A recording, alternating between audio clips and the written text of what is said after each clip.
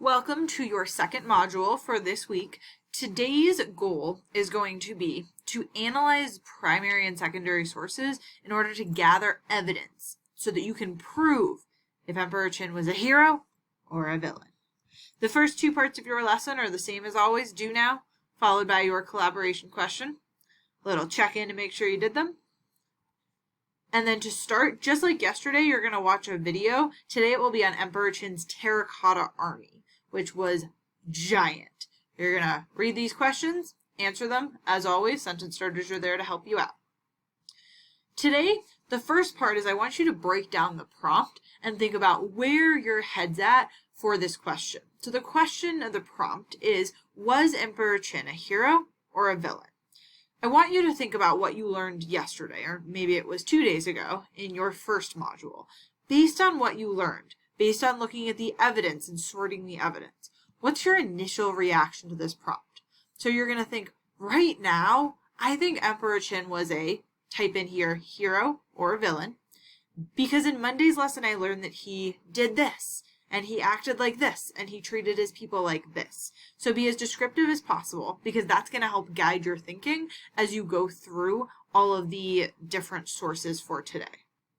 Your first step for each source is going to be to source the document.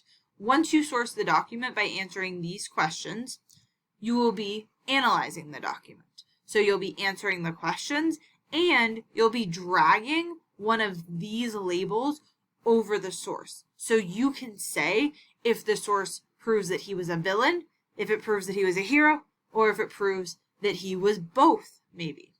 If you are confused about this part, that's okay, because I am going to post a video right here to walk you through how to use these tools to help you annotate this source. So if you're stuck, totally fine. Make sure you don't forget to watch this video here.